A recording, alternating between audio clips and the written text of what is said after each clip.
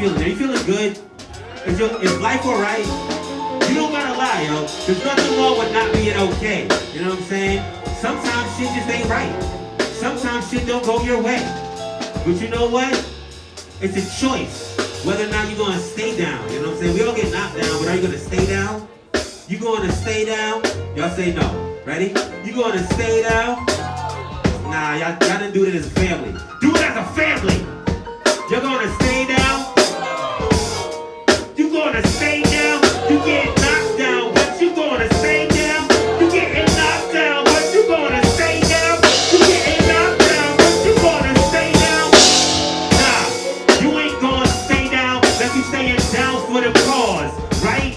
Sometimes you get beat, but when you get beat so hard, you take a moment and you say pause. Cause sometimes you get beat, but that don't mean you gotta stay there.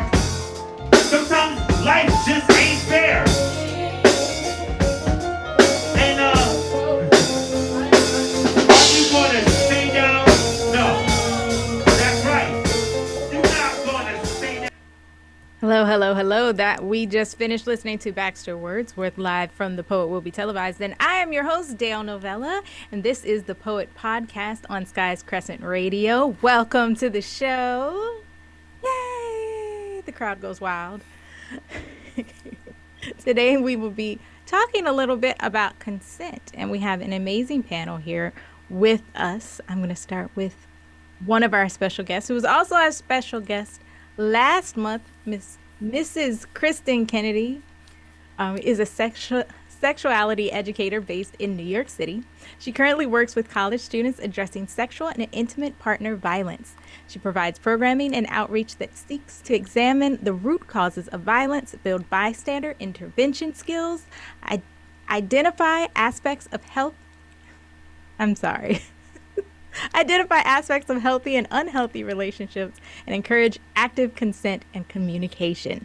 Additionally, she is deeply committed to working with medical professionals to develop best practices for creating more positive sexual health outcomes with their patients. Specifically, she is focused on how medical professionals address sexual health disparities within adolescent and young adult populations.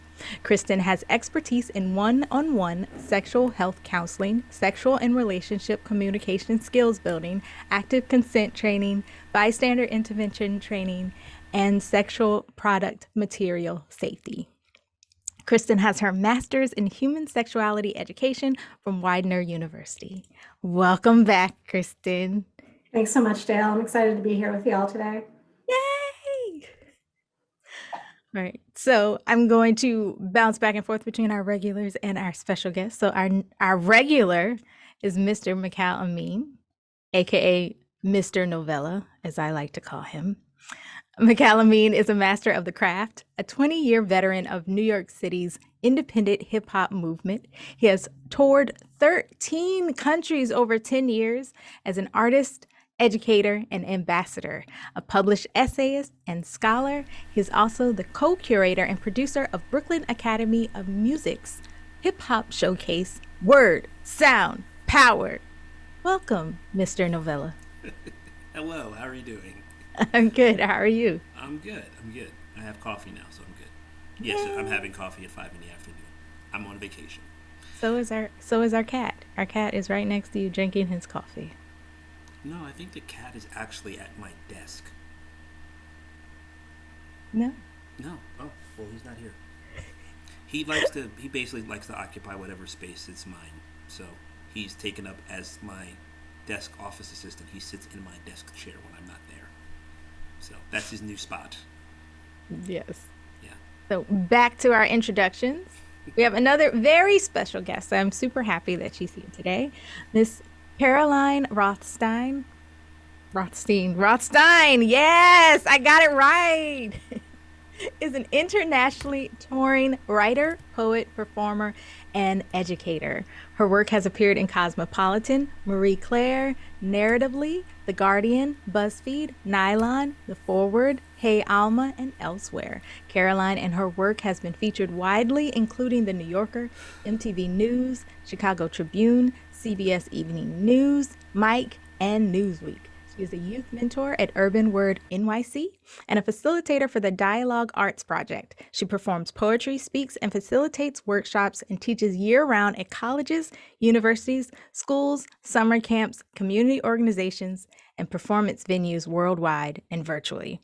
For more, visit www.carolinerothstein.com.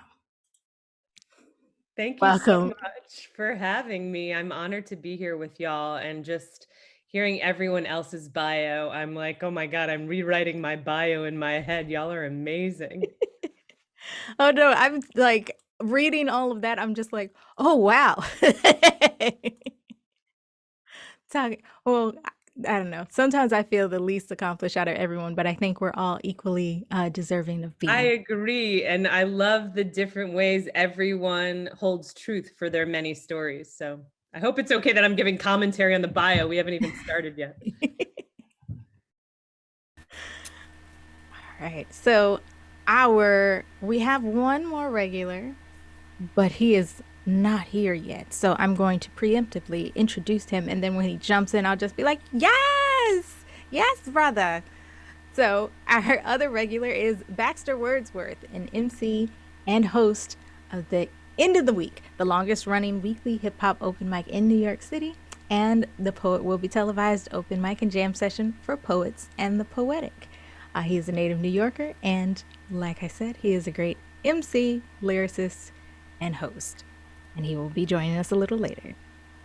And we also have our producer, our executive producer, Miss Jade Zabric. She is your friendly neighborhood troubadour, an Air Force veteran, native Texan, and the founder of Skye's Crescent Radio. She has been a member of the Poet Will Be Televised band for 5 years, and she is also a leader of the Train Walkers hip hop rock band. Thanks for having us, Jade. Yeah, thank you. All right, so now you know who's here. Let's get into our first video, which is My Womanism by Tina Marie Dominguez. They're always angry. Anyway, so I'm just gonna go into it.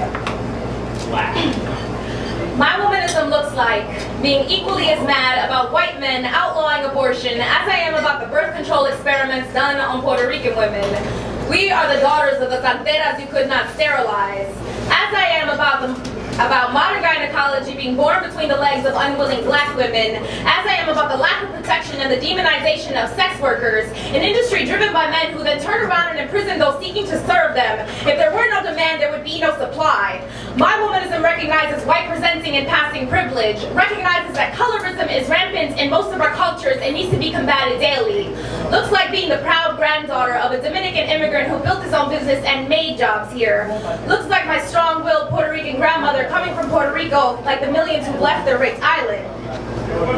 My womanism recognizes the rights of indigenous to have domain over their own land. You live on stolen ground, yet still deny their right to defend the water that sustained them after you bled them dry. My womanism doesn't forget that Flint has not had clean water since April of 2014. I bet the amounts of money Trump has saved in transportation could solve that problem. My womanism recognizes that equal pay is needed, but also knows that Becky makes a whole lot more than my 54 cents to her husband's dollar. Yes! There is equality, and then there is equity, and when certain women have been knocked down 10 pegs, giving them the same 3 you gave everyone else does not bring us to the same level. My womanism looks like stop touching her hair, like no really stop. Looks like Black Lives Matter, looks like being angry before the Cheeto chairman took charge. Looks like stop saying we are all one, stop shaming us for our differences and instead acknowledge them. We are not all the same. Stop fearing it, stop calling it forced division, it'll be O-fucking-K. My womanism was supporting protests while you were still calling them riots, was angry about black men shot in front of babies while you waited to be directly affected to give a damn. How many Women's March participants were shouting all lives matter when acknowledging white supremacy mattered?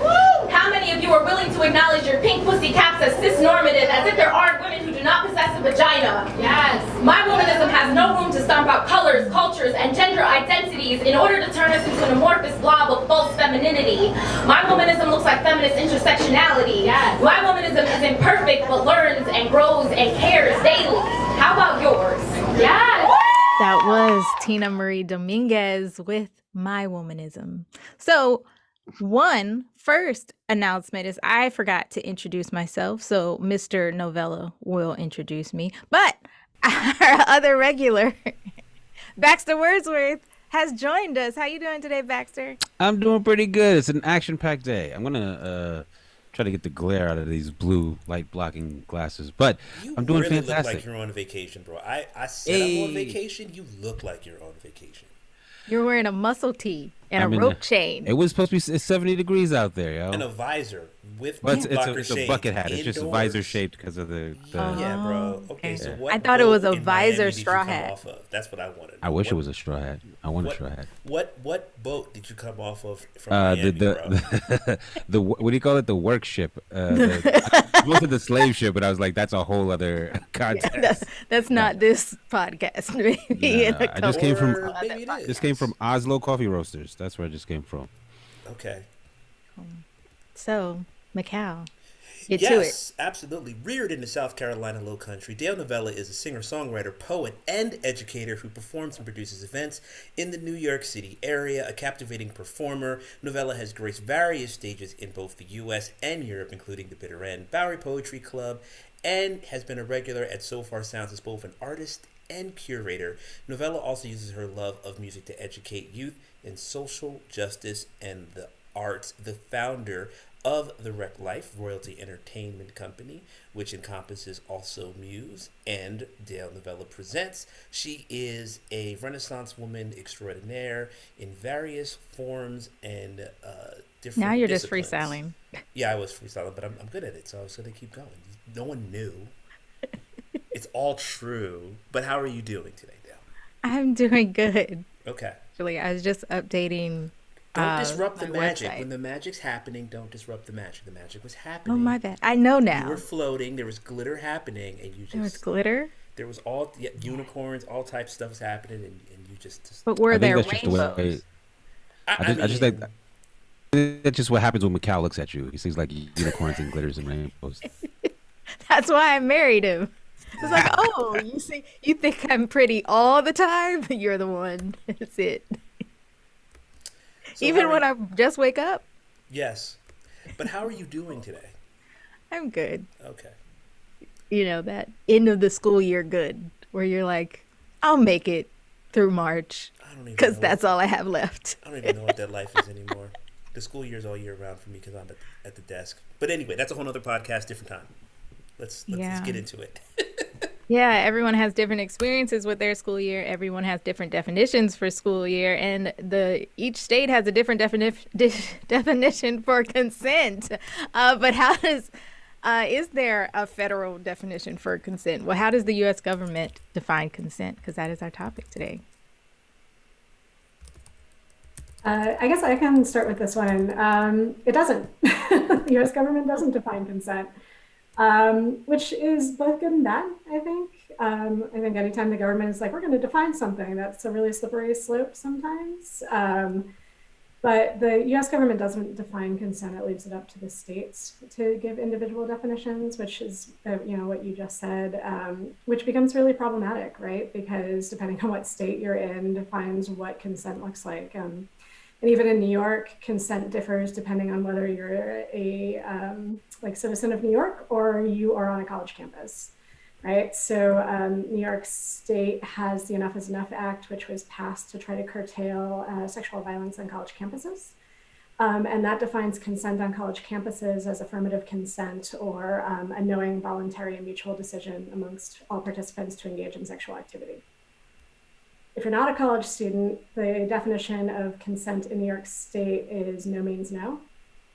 And so the person has to have expressed no in some way, or there has to be some sort of physical coercion or other types of coercion have to be involved. There's a lot of other things that go into that definition.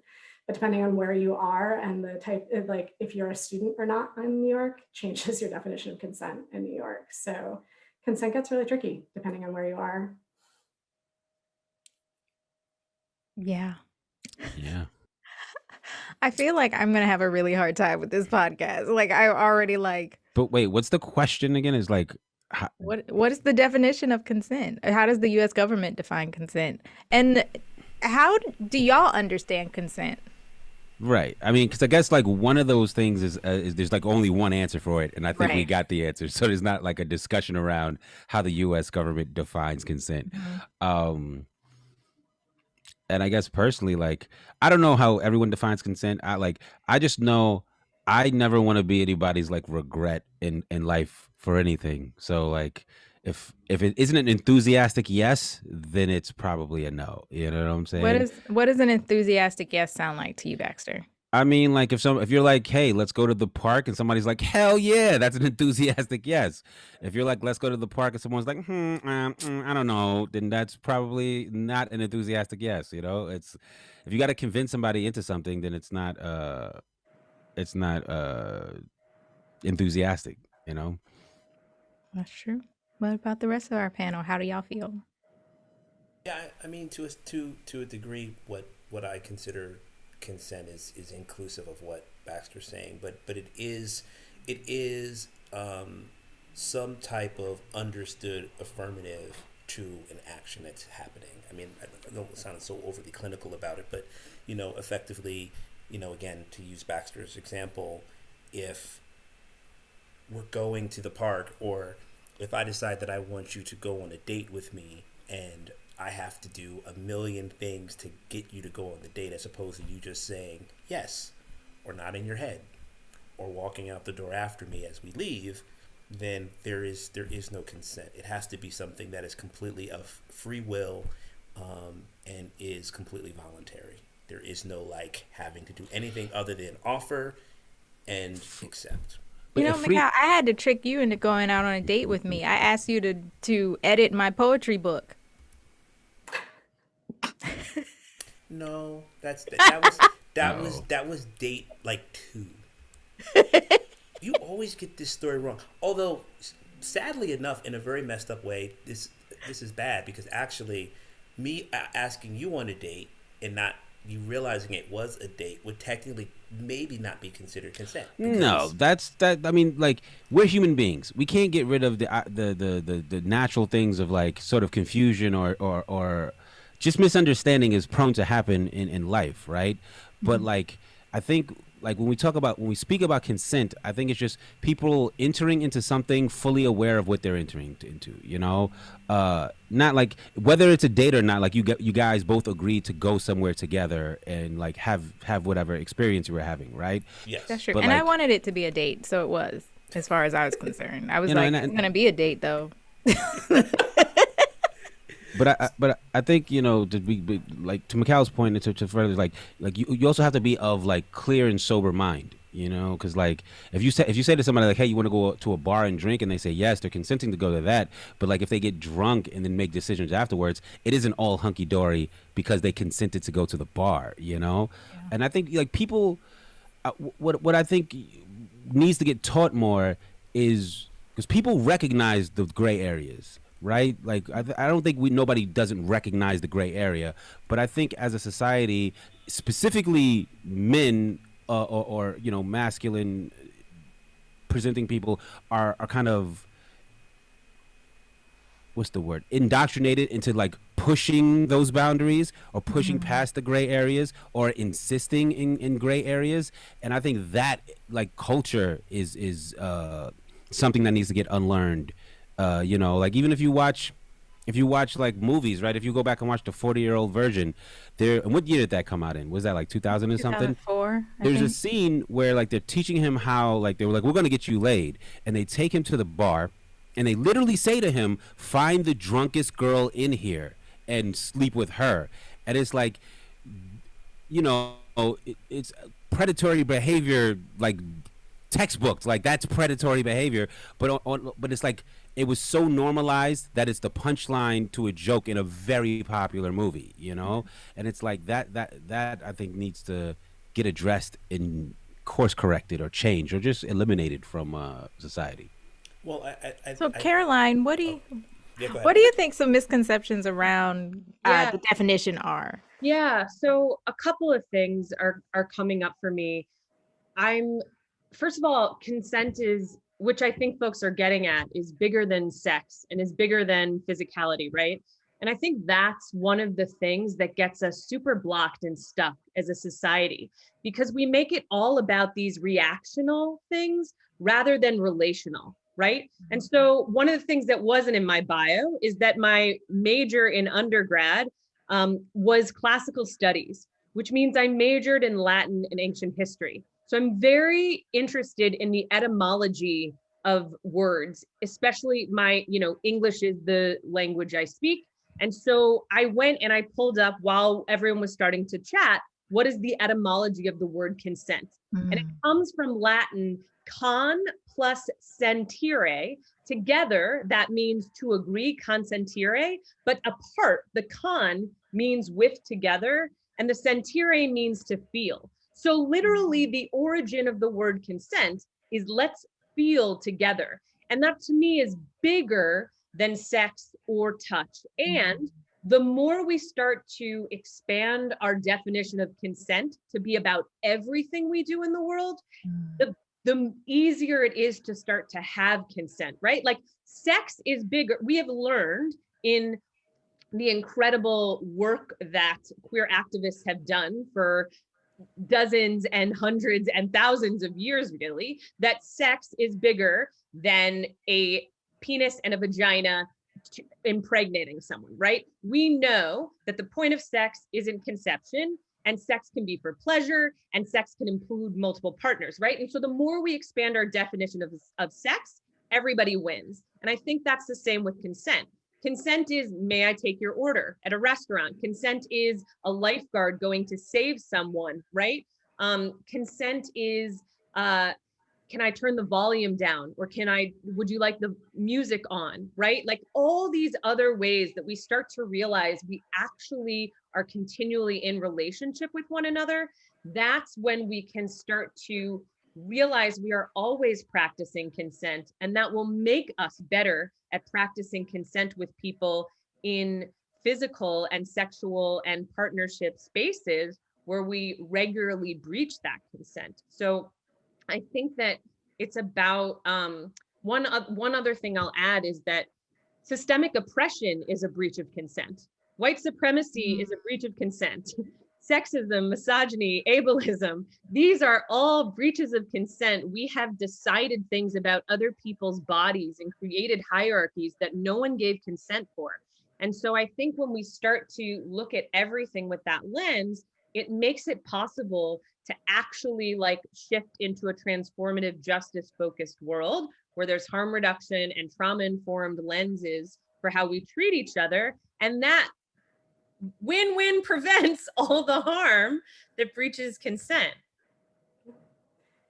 Yes. I love where you're coming from with that, and kind of talking about like that collectivist idea of consent and the idea of we, right? When I talk to students and I talk to them about consent, I remind them like consent isn't can I, it's can we, right? If you're coming to consent as a can I, it's I have to get this yes. No, you have to get an answer, right? That answer may not be what you wanted, and that's okay. It's okay to be disappointed about that, but you're looking for an answer. You're not looking for a yes, because if you go into consent looking for that yes, you're going into that coercion piece, right? That Baxter was talking about earlier. So thinking about consent as a can we, as opposed to can I, and if we can't, then you can't, right? So if we as a group cannot do this, then there's no consent. So I think you're like right spot on. If we're thinking about this as a group, like this is a collectivist thing. Consent isn't just about the one person trying to do one thing and seeing if another person or other people will do it. I love that. And I love the framing of the we versus the I and the answer. Consent, you're asking for an answer, but you're not like making a predetermination of what you need that answer to be. That's so powerful. Wow. Yeah. When me and my ex-girlfriend used to have a saying that we would say, like, it's not a question if you can't say no, which is also like something I think kids need to be taught too, because oftentimes we get proposed things that like are formed as questions but aren't really like questions, like someone saying like, oh, can I turn my music up, or whatever, right? Like always, you should always ask yourself, or always, even as a person, like, can I say no? And if the answer is no, then like they're not really asking you; they're just telling you in the form of a question, which is something to What kind of Be mindful of. situations does that happen in that y'all have noticed? Lots of them. You'd be surprised. People even in the street wouldn't go like, "Excuse me, can I get by?" It's like, are they really asking to get by? Or are they just telling you, "Hey, get out of my way because I'm walking by"? You know, because it's like, can you say no? Can you say like, "No, I'm not gonna move. I'm gonna stand here"? But that's like, I think, abstract. But there are definitely more uh, applicable in personal situations where that happens in. If you were, laying in bed with your lover and they're like, "Can I turn the TV on?" Right? Like, are they telling you that they're going to turn the TV on? Or are they asking you, can they turn the TV on? Like, what's really happening in that exchange, I think it comes up in work situations a lot, right? If a supervisor saying like, "Hey, can you get this done?" No, you need to get it done. So why are they asking if you can get it done? There's this illusion of consent there. And then, if you can't get it done or you have something else and they say, "Well, that's too bad, you need to get it done," then they've just bowled over your consent, Right. your autonomy, right? So if you need to do something, then tell them somebody needs to get something done, right? Right. Or if they ask you, "Can you stay later?" Right? Like, can you stay later? It's like, can I say no to this question? Or are you just telling me that I have to stay later? Right. Yeah. What kind of consent issues come up between friends that y'all have heard of? Like, because we talk a lot about, and this, I'm adding questions that I really did not want to add questions, but this is what I meant by like, I'm gonna have a problem with this topic because I have so many things that I want to ask and say, and all my questions are kind of becoming one big question. But yeah, all these things can be applied to friends too, right? Like a friend asks you to go to a bar. Nah. I think what other situations? something you're touching on, what I think is like super, super like what's the word I'm looking for? Apparent, super like crazy in this day age we live into is people's access to you, people's like availability, like your availability to people. Like, we live in a world where everyone is aware that they can contact you at every like moment in time, that it almost, like, even in friendships, it almost becomes an obligation to be available for people. And I think in friendships, the consent of access to you is often breached. If you text somebody and they don't text back immediately, or if you see them like on Facebook, you're like, "Oh, you're gonna be on Facebook but you can't text me back." It's like, my time and my attention is not obligated to you. And I think that happens a lot in relationships. It happens a lot in work relationships. It happens a lot in friendships, especially like work relationships. Like, email and Zoom has almost blurred the line between when you clock in and when you clock out. Like, there's some people who like work who they're always available, like, whether they consent to it or not. So why do you think these things? Oh, sorry, Caroline. No, go for it. I was just gonna ask, like, and I think I asked this before, but maybe it just got lost, or maybe I just didn't reiterate. But why do you think these misconceptions or misunderstandings happen? Like, why do we feel the need to, like, especially in non-sexual relationships, like, to press on and to coerce, right? And we'll talk a little bit more about coercion later. But why do you even think it happens?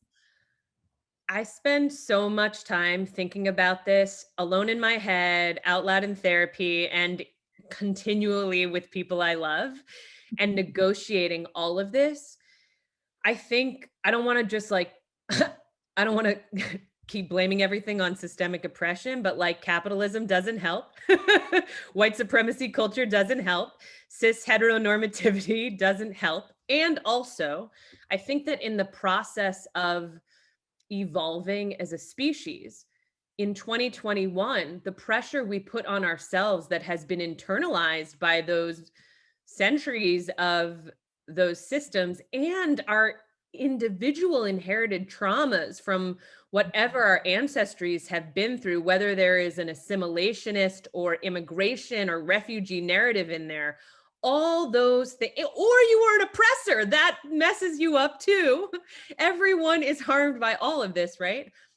I think for me, one of the ways I think it shows up in my experience is that I am continually renegotiating my consensual relationship with myself. So like, we have to first know what is our own volume knob and what are our own wants, right? Like, Do I need my phone away from my person for the first hour of my being awake in the morning? Yes. When I break that, does that hurt me first? Yes. Right. And like, how do I then create rituals and boundaries for myself that keep me safe based on the things I know I need?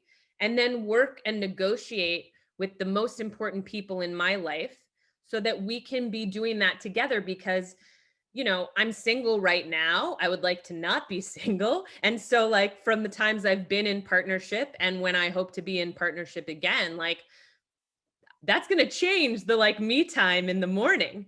So also knowing that that is fluid and in conversation, and like I can't just turn my phone off forever. I have family members and best friends to attend to, so and work. So I think it starts with the self. And the more we can understand what we need, the easier it is to start to negotiate that with all of our relationships. Thank you for that, Caroline. Yeah. Speaking about this, to maybe take it in a slightly more pessimistic sense, I think there are a lot of situations where there actually isn't a misunderstanding, that there is a manipulation involved. There's definitely times where miscommunication, misunderstanding due to different type of language styles, different experiences, not knowing full experiences of another individual at a given point can create what we're talking about, some like misconceptions around like what's happening or what's not happening. But I think, one of the reasons why we have so many issues, around, and not to kind of narrow the focus back to sexual acts or anything in terms of sexual violence, but there are people that are looking to manipulate those gray areas or looking to cause confusion, and it's by design. It's not an innocent like, oh, I just missed that. It's like, no, you understand exactly that, and that's why you're moving in this way to create a scenario that allows you an out later, or for you to give yourself in your own mental a plausible deniability of, well, I thought this was happening, that's why I did it. It's like, well, how could you if you didn't? Going back to Caroline's definition was wonderful of this sort of the we and the relational aspects of what she was talking about, as well as Cristen. If you are genuinely in that, be it a friendship, a family member, an intimate partner, that gray area becomes very, very small. Like it can still exist, but those misunderstandings become fewer and fewer if you are actually in an active state of we, because there is a constant exchange to determine exactly what's happening. So then it becomes very, very clear. So yeah, I think that those things can happen because of what I said at the beginning of language styles and different experiences that you might not know, but I think unfortunately we do live in a society, and yes, Caroline, I'm letting you know personally, you can blame everything on oppression. It's pretty much oppression, systemic oppression, and capitalism. And capitalism, which I will say, and this is a completely different podcast, but I will say this, what I would love us to get away from too is like, yes, there are systems. Yes, the system is a thing, but let's not forget the system is not a sentient being. The system is designed and created by individuals that are in collaboration, in collusion with each other. So we need to think about that as well when we talk about systems, because what I sometimes worry about is we have this like nebulous idea like it's quote unquote rape culture. Well, no, that's like there's a boogeyman somewhere. Yeah, it's like, no, that's propagated by particular individuals that know exactly what they're doing, and that's why they're doing it, to manipulate a situation. So let's do that. And I know it's very tricky because you don't want to quote unquote point the finger at one or two, or it's more complex than simply that. Yeah, and even speaking of consent and like what you're talking about is like the consent to the systems that we live in, right? Like when did we consent to capitalism, And it's like even if you agreed that we consented to capitalism, like it wasn't under full understanding of what capitalism is, right? Sure. Like even in America, it's like we don't, even in America, especially in America, like things like our healthcare system, right? Like we're told that this is the way it has to be, or given that like things like this is the best way, and it's like even if you believe it is the best way, it is not with all of the information. Like it is like if you're not given all of the information, how could you realistically consent to it, right? Yeah, I mean, consent implies choice, right? So there is no. You did not walk into the United States and go, well, there's capitalism, or there is socialism, or there is neo-Marxism / socialism. It's sort of like, here it is, participate or die. That's essentially participate or be completely isolated and have no way to survive. That's not really a choice, really, in truth. Well, Cristen, did you want to say anything on this? Oh, this was actually just going back to Mikal's point around rape culture and like just being, I think it's a yes and with that piece too. Like, yes, it is perpetuated by folks that are doing so purposefully, and it is also perpetuated by folks who don't realize that they are participating within that system, right? So, I mean, there's this rape culture pyramid that I use a lot when I teach, and we think about the things that are at the very top, right? Like when we're thinking about rape, we're thinking about sexual violence. But you think about the things down at the bottom, we're thinking about, when somebody says a sexual joke and we don't say anything about it, right? If somebody's getting harassed on the street, we're like, oh, you know what? I don't actually know what's going on, so maybe I just won't say anything. Like, no, we aren't actively playing into rape culture, but we are in the sense that we are playing some sort of role because we aren't actively dismantling it, right? So I think it's a yes and with that piece. Hey, Cristen, can I actually, Dale? Can I do something really quick? Can you give me? Oh no, because she's sharing at the same time. I can't do it. I was gonna. I think everyone has the ability to share.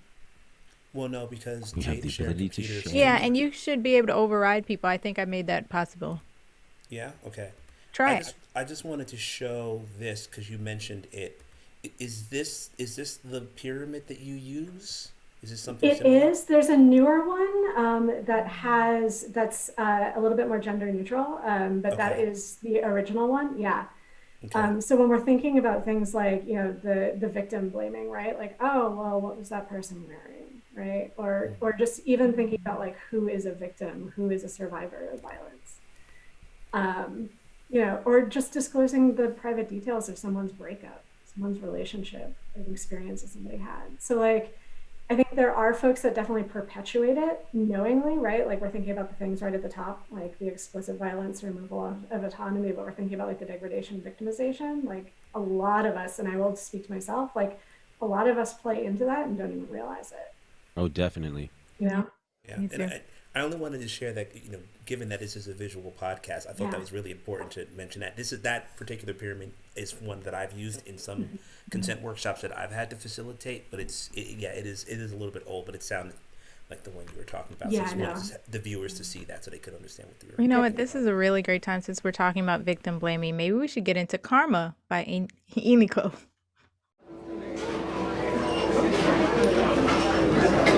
I love you. Thank you so much.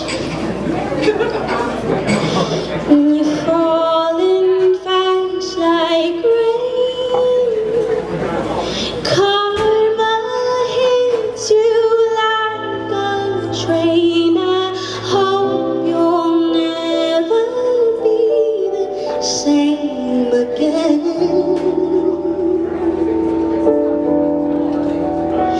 The blood drips from your face. I'm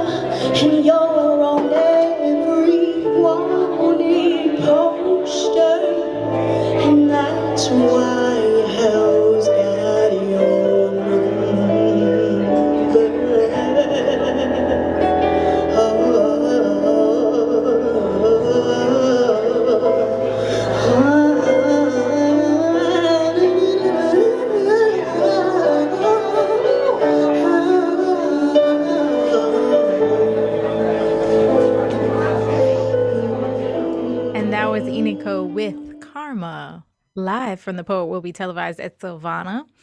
And we're back to continue our conversation. And I have so many questions that I want to ask. And I'm reading over my questions and I'm like, do I want to ask this question next? This was the question I was supposed to ask next, but maybe I'll just read it. And y'all can tell me if we've already answered it or if we or if you still want to talk about it. So many times we hear consent discussed in new or casual sexual partnerships. But what does consent look like in established intimate partnerships? Wait, repeat that, please.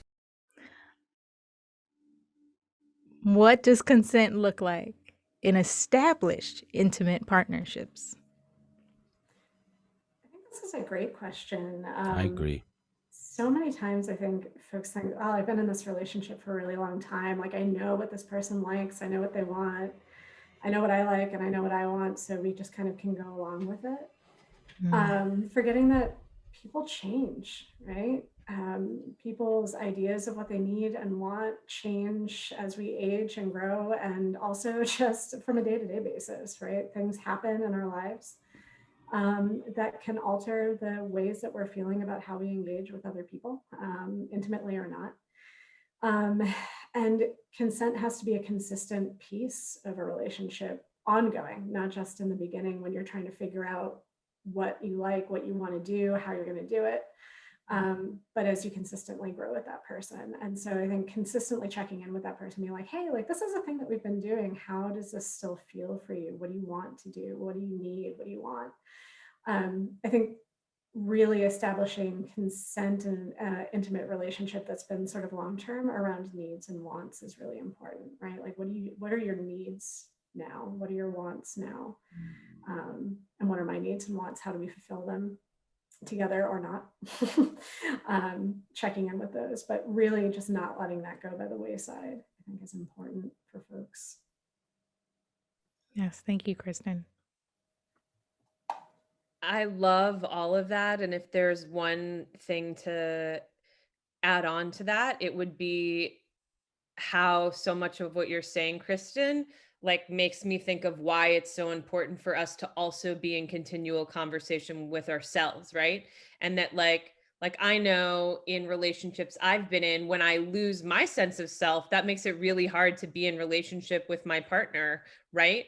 And so part of that is like, I know whether it's a romantic partnership or a friendship or a familial relationship, when I feel off in myself, that's when I know I need to check in with myself, and then it ripples back outward into the way I relate with other people. And so I love the framework that things are changing, and being attuned to that for each other is so important. And I hope I'm not going too far with sharing this, but I had like a powerfully visceral epiphany, Cristen, when you were sharing that, like, I finally was able to like feel the importance of our making space for ending relationships in the way you framed it, in a way I don't know I've ever been able to fully embody and metabolize in my life. Like, my parents got divorced when I was an adult. I've had my own breakups, and I think in all the work I've done around all of that, and like making space for the importance of relationships changing, whether they are legal on paper or not, like, there was something about the way you framed it that was just so like, oh, I can breathe in understanding how important it is that we also give ourselves permission for the nature of a relationship to change, whether that is letting it go or letting it deepen, right? And so, yeah, so thank you for that. I felt like, I'll share my epiphany I'm having over here. Thank you, Cristen. I love that. Thank you so much for sharing that. Yeah.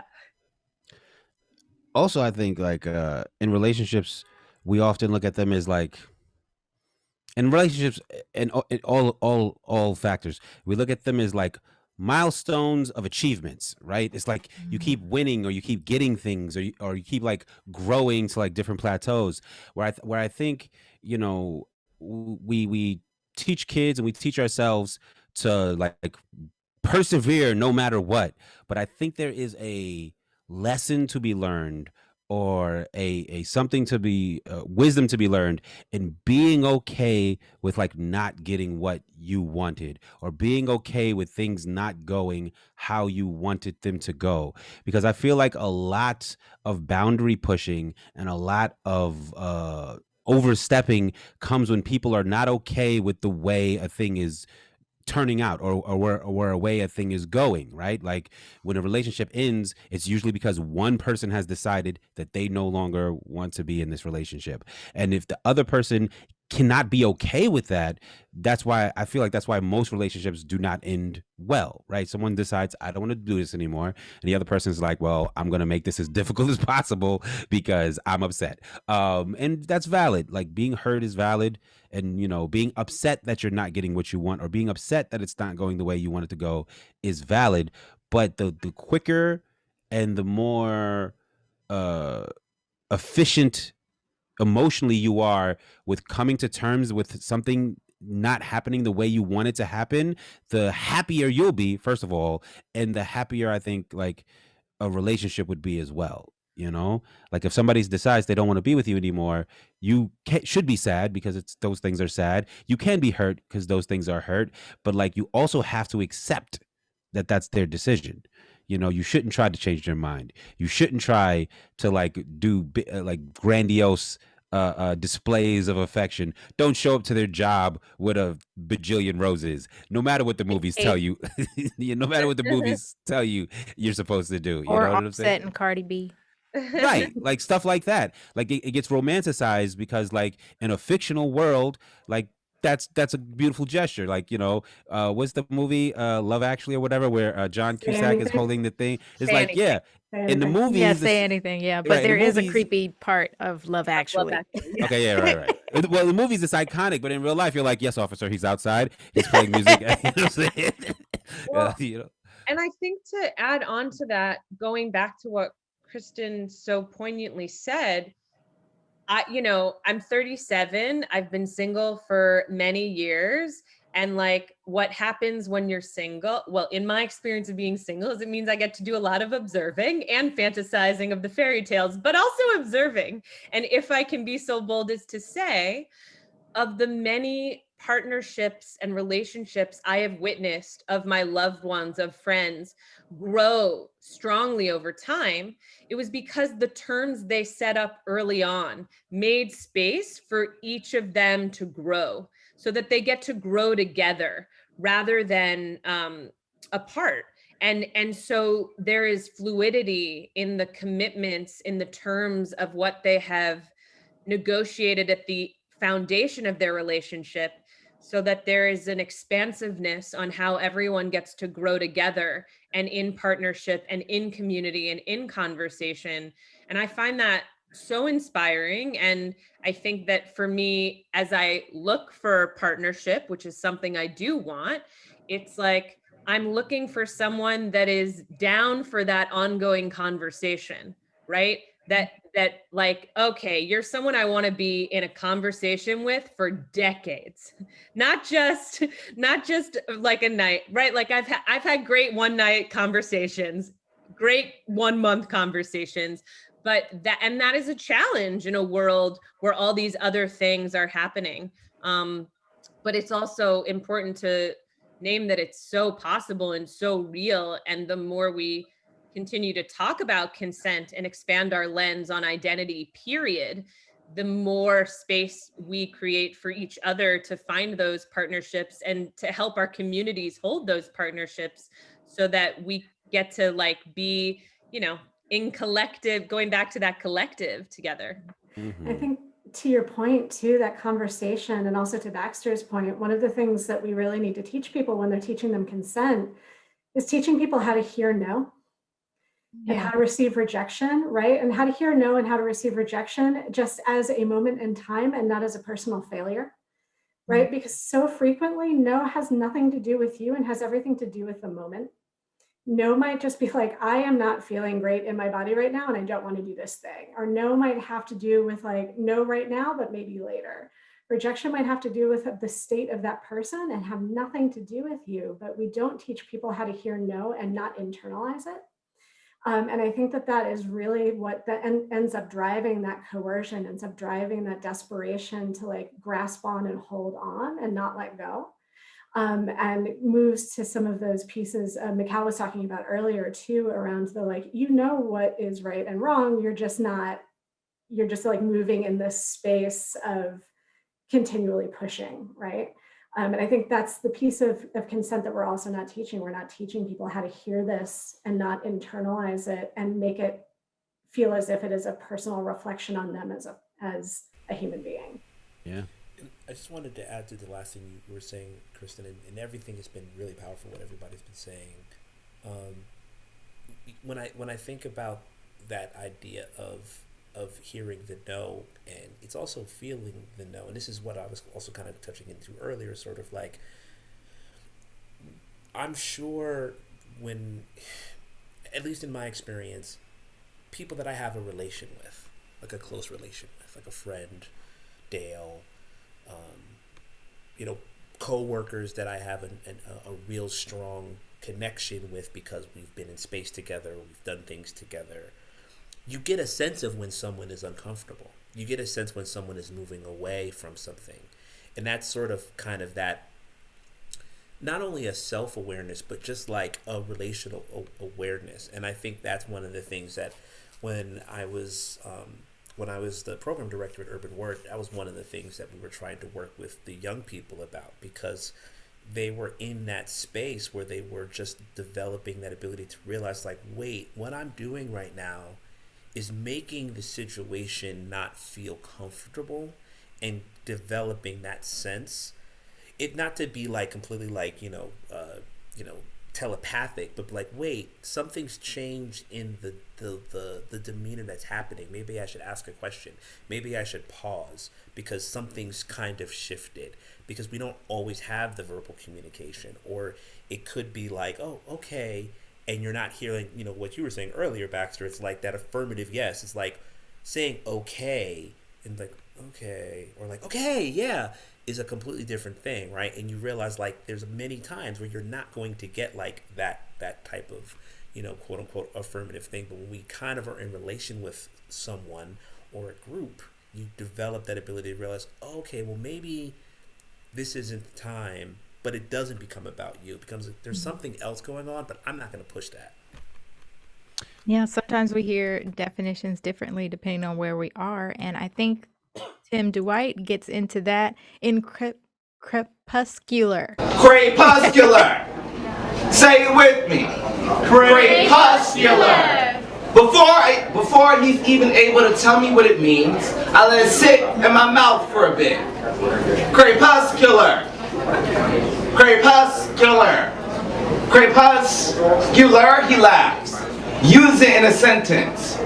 Aren't these some beautiful crepuscular rays, Tim? I shrug.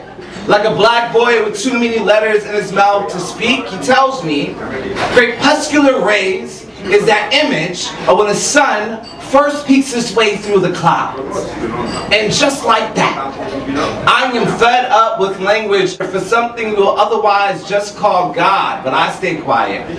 Black boy learning how to pick his battles in language ain't never been a fair fight to begin with, so fuck it. I brought crepuscular home with me, kept it away from my cousins, just like I do all my other white guests. Don't need them scaring it away. My mother asked me what crepuscular means. I tell her it means God. She say that's blasphemous. I say it all depends on what church you go to. And personally, I just got out in university, but she just a modest woman. Ain't got time to fill her throat up with such gold, and I get it. The age-old cliche of a black woman doing what she has to so her kids can live comfortably and rearrange her house with words like crepuscular until she can no longer remember where she left her collection of Jet magazines. But shit, what do you really expect? Why else do we strive to keep our teeth white if not to colonize the mouth? Once, I had a friend tell me that I do not use the entire alphabet in my poetry, but hey, look how crepuscular to open up black boy possibilities for me. That's the funny thing about language. Just the other day, I thought about killing myself, but didn't. I wonder if there's a word for that too, other than God. Maybe I'll just call it crepuscular. Besides, what's the use of a dead black boy if his body ain't filled with enough words for a headline? I mean, did he graduate from high school? Was he on his way to college? Was his last words crepuscular? I mean, those ain't the type of black boys that need to worry about saving. The kind that can hide their black behind their vocabulary. Language ain't never been a fair fight to begin with. Might as well be on the safer side of that gun, that noose, that prison, that history. My mother asked me what crepuscular means. I tell her it means God. Because in this country, that's the best way I've been taught to define white supremacy once. This guy named Phil K wrote a poem about repetition. He said, you say the same word too many times, it'll begin to disappear. Yet crepuscular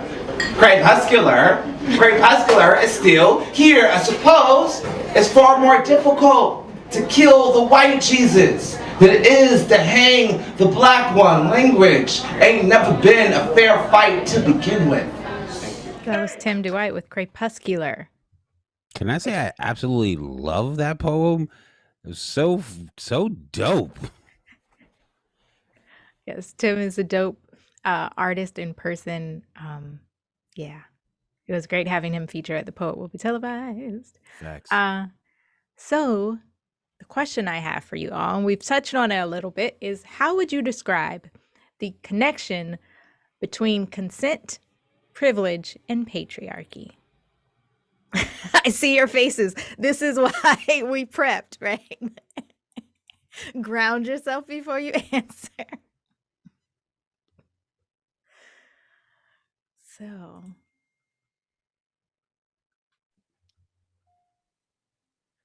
All right. May I start? Shall I? Okay. you shall.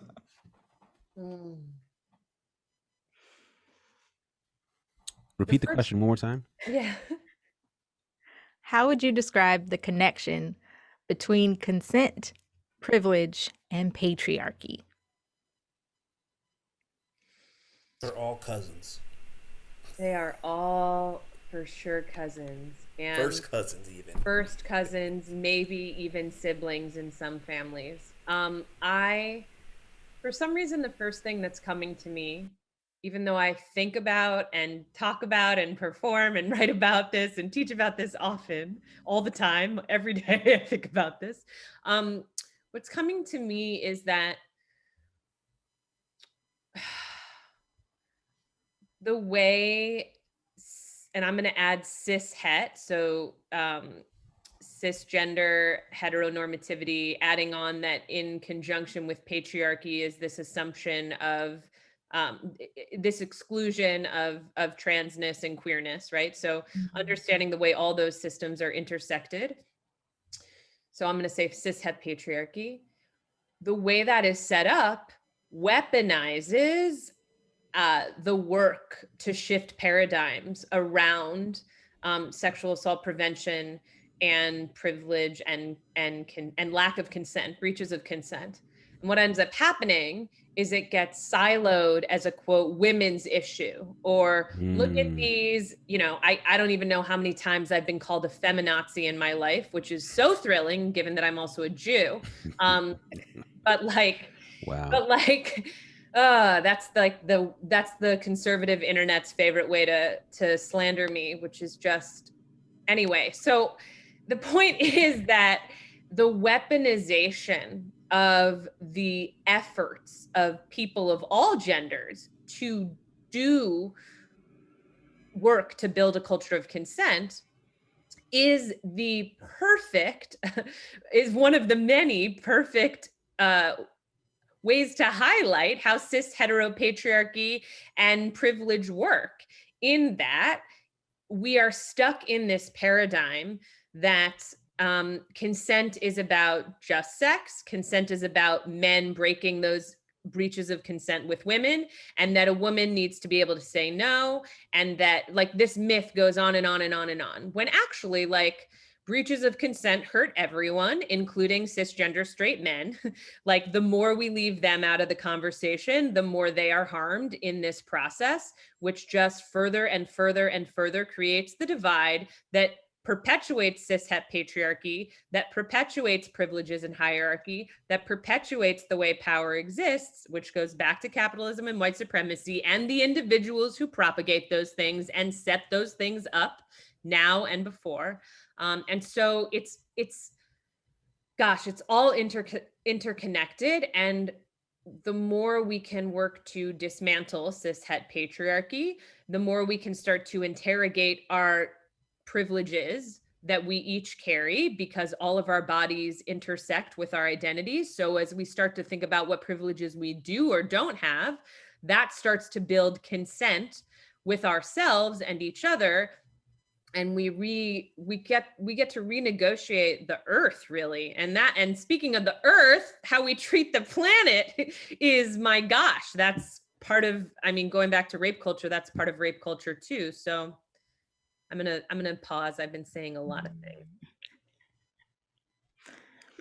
Before I know everyone's like stirring, but before we get to our next person, can someone define or put into their own words what cishet means?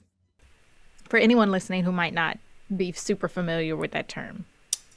I don't know if Cristen wants to take a stab at it first, but I will take a stab if Cristen does. I'm good. Okay. She's like, I got scotch. I'm good.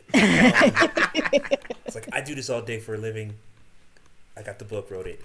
So basically, cishet or cis heteronormative is essentially individual. It would be me. Someone who looks and aligns with what we define as a quote unquote male or female in terms of like visual appearance and in presentation. That's what is cis heteronormative. So I am literally the definition of what cis heteronormative would essentially look like and act and be like. I call myself a he by the societal definitions of what a he looks like, I look like, I perform that. That is what cis hetero norm essentially is. And you're also married to someone who identifies as a she. Correct. Which is also, right. Absolutely. The hetero part. Exactly. With that said, I don't know if I think this is a thing. If it's not a thing, I think it can be a thing. I'm kind of smart. I'm not that smart. But when you were talking about and I liked it. I've never heard the shortening of it to cishet. I liked it. That's kind of cool. It kind of reminds me of Hotep. It goes along with it. Yeah, it does. This whole idea between consent, privilege, and patriarchy, and the way you so eloquently put it, Caroline, I'm also thinking of like cis hetero hegemony, like this very kind of like flattening, and one way in which that has to exist, and that is what also informs the patriarchy, because the idea that you could present masculine but have quote unquote feminine traits, right? And I put air quotes in like hard air quotes because I personally don't believe in masculine and feminine roles and ideas. I don't think that there is such thing as like, well, if it's violent, that's a mask thing. I think oppression and systems have created that to be a male thing, and we basically have a system that allows us to use it to the greatest effect. Just like I don't believe that being nurturing or sensitive is strictly a feminist thing. We put that in that category because of how society's created, and the spiritual systems and things like that have also sort of like propagated that. But what I think, to your point about harm, or one part of what I think about harm when we think about that is, Caroline, it then puts, and I'll speak for myself as a man and coming from kind of a cis hetero perspective, it then limits my humanity to mean that like I don't have what you're telling me is that I don't have the capacity to have compassion. I don't have the capacity to be empathetic. Thusly, one, it's letting me off the hook in terms of what my actions are. But then also, two, it is completely eliminating me from a whole host of human experiences that make me a whole person, which is why oftentimes we have individuals that are left in situations and circumstances that they cannot understand and that cause them anxiety, cause them stress, which leads to other things. So I wanted to say that in specific because sometimes too, when we speak about these things like it causes harm, we don't think about some of the, or we are thinking about, we don't speak to like the direct things it means. And I think for like lay people, it's very important because, well, how am I harmed? It's like, well, you say that you want to have a relationship that's meaningful, say with your parent. Well, if you don't have the ability to empathize with them, if you don't have the ability to help kind of like, or feel their experience, if you don't have this desire to connect with them, thusly, I want to find ways to help them, I want to find ways to support them, then you're isolating yourself. And we know how isolation feels, all of us. Now, if you did it before the pandemic, you definitely understand what isolation feels like now. We understand, like, that's not a good feeling. It's not good to feel alone. And there's actually studies that talk about one of the ways that actually addiction forms is not necessarily, or ways to heal addiction isn't necessarily around like pharmaceuticals or anything like that. It's like, it's literally, addiction is kind of formulated from the fact of aloneness. So the more that you can connect with other like humans or other like sentient things, the more you feel connected to something, the less likely you are to go to addiction, because you're looking to fill that connection. So you're using these material types of things. So when I think about all of that, I know I went all over the place, but to kind of like narrow it back to hegemony, it's sort of these, because patriarchy says you are this, so you only do this, and you are this, so you only do that, then it basically leaves a lot of things off the table and leaves people off the hook, and that incompleteness of them, of ourselves, is what kind of helps to kind of facilitate some of these more violent things that happen. And when I say violence, I don't necessarily mean to the specific of like a physical thing, because isolation to me is violence. Anxiety is a form of violence. Stress is a form of violence, because it creates harm. It creates all types of things that doesn't allow you to be at your best or your healthiest. It causes you to make poor choices in how you relate to someone, how you relate to yourself, what do you do with and for yourself. And we don't speak, and we don't realize like those are the roots of those things. Yeah. Oh, sorry. Go ahead, Caroline. Go for it. I want to hear what others have to say, but I wanted, if I may, just to add on to the definition piece real quick and do the etymology thing again. So cis comes from the ancient Greek for same. Trans comes from the Latin across, transition, right? And so when it comes to gender, cisgender means your gender identity is the same as what you were assigned at birth, right? And if you are transgender, which is a large umbrella term for so many identities, it means there is a change that has occurred from what you were assigned at birth. And then to hetero, right? That is from the Greek other, which means you are attracted to people of another gender identity, which is why the homo is for same, right? And then hegemony is about the root of that in ancient Greek is leadership or dominance. So it is saying that which is at the dominant understanding of what we think we're supposed to do. So when I hope it was okay to just add those in before. I'm so excited to hear what you have to say, Cristen, but I wanted to do the Latin thing again, Latin Greek thing again. No, I love that you did that, because I was actually going to add on to the definition, but I don't have the etymology. So I'm so glad that you did that. I love it. So then I don't have to do that. But to add on, what I wanted to add on to what Mikal was saying is that, yeah, like, I love that you kind of brought in the idea of the way that society puts us in boxes, both like tells us that we can only be this, but it also removes the idea that people can experience violence, right? So we think about the ways in which we think about sexual violence. And when I say a survivor of sexual violence, who's the first person you're going to think of? You're likely going to think of a white woman, right? We think of a white cisgender woman, right? And that is what is so frequently used as like an image of survivorship. And yes, white cisgender heterosexual women survive sexual violence. And so does everybody else of every single race, gender, sexual orientation, background. But we don't talk about this because we think about different boxes, right? And so going back to the idea of the consent and the privilege and patriarchy piece, when we put folks in boxes and tell them that you are in this box, so you are here and you can only do this, it both tells people what they are supposed to do, but also will inform folks like what they don't experience. And so from a sexual violence standpoint, when I am working with folks from sexual violence, one of the hardest pieces of getting folks to talk about their experience or to even think about their experience as sexual violence is saying, I'm not a person that sexual violence happens to, right? Yeah. Like, I'm not the image of the person that sexual violence happens to. So if it's somebody who holds a male gender identity, sexual violence doesn't happen to me, right? And then having that conversation of like, sexual violence can happen to anybody, but because of the way that society has set up patriarchy and privilege and this conversation of these boxes, now we have to work on that additional layer of like moving you out of that box and also helping get you to a place where we can talk about the experience that you had as a survivor of sexual violence. Yeah. Or if we're talking about, you know, the gender identity, if we're talking about your country of origin, if we're talking about race, if we're talking about all of these different things that compound on top of survivorship, it becomes really, really difficult to parse apart. I know one thing that I heard a lot growing up, and I think affected my mentality for a while, is that your long-term partner cannot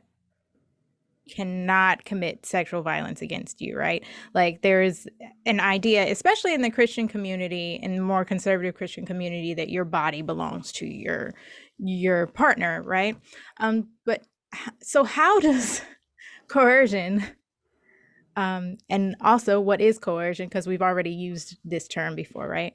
But how does that show up, or what does that look like in long-term established partnerships? And from what you've heard, or if you feel comfortable talking about what you've experienced. Can I tackle that and the other question as well? Yes. Because well, no, it's not shots. It's just they're I feel like oftentimes things get simplified, maybe to the need to understand, right? And even things like privilege and patriarchy and what was the third thing? Privilege, patriarchy, And consent. How and are they consent. connected? Like all of these things, like it's very complex and very alive and fluid, right?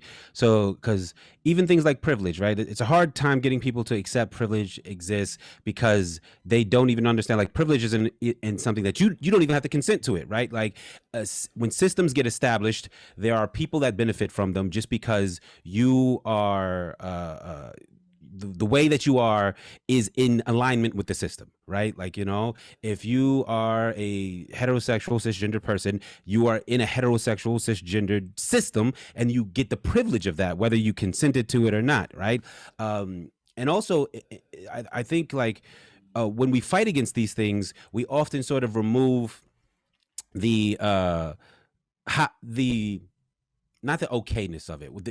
Like, it is okay to be privileged. It is okay to be indoctrinated into these systems. Like, you have to understand, like you didn't consent to it, right? So it's like, but when we fight against it, like gender roles, right? We all agree, like, gender roles should not be forced upon people. But then there are people who enjoy gender roles, who like, you know, want to be in gender roles, right? But in fighting against them and dismantling them, sometimes we like think like, oh, we got to get rid of them altogether. And it's like, what happens is it also is the removal of privilege oftentimes feels like oppression to people. You know what I'm saying? So it's like, when we fight against privilege and we don't, I guess, buffer people, or sort of like, if we don't explain what the balancing of privilege looks like it will always be fought against, right? Like, if we, like, even me as a man, right? Like, I had to think about it for a second. Like, what is a world that I live in that is not catered to me? Like, I've never experienced this. I've never seen it. I even as progressive as I think I am, could never be prepared for what it's going to feel like if I ever exist in a world where every advertisement, every movie, every song, every, like, everything isn't about isn't about me anymore. Like, where like if I turn on the TV, I would have to search to find a story that I could see myself in. Like, like what is that world going to feel like? Am I prepared emotionally for that? And the answer is probably no, because like who could possibly be prepared for it? But to round it on back though, but I think it's like this idea that like I think we need to understand that we don't always consent into these systems of patriarchy and privilege, and that's okay, and that acknowledging where we benefit or acknowledging like our faults or in it is necessary to balancing it. And it's like a pendulum, and we have to also be very careful when we balance these things, that we're not like balancing them like all the way in the other direction. Like it's like white privilege has been a scourge on civilizations for forever, but the answer isn't like, oh, shit on all white people for the next 400 years. Like, you know what I'm saying? Like that's not the answer to white privilege, as cathartic as it might feel like. But like is if that's not necessarily what equality is. That's not necessarily what justice is either, right? Yeah, I think I might have got lost in my own sauce, but there's something in there. You're always getting lost in your own sauce. You're always like, oh yeah, that Baxter sauce. No, thank you though. Going back to my second question, like, what does coercion look like? Yeah, in our intimate relationships, our long-term intimate relationships. I feel guilt is a big one. I feel like guilt tripping is a very that one immediately sticks out, and that can exist in a lot of different ways and scenarios, to projecting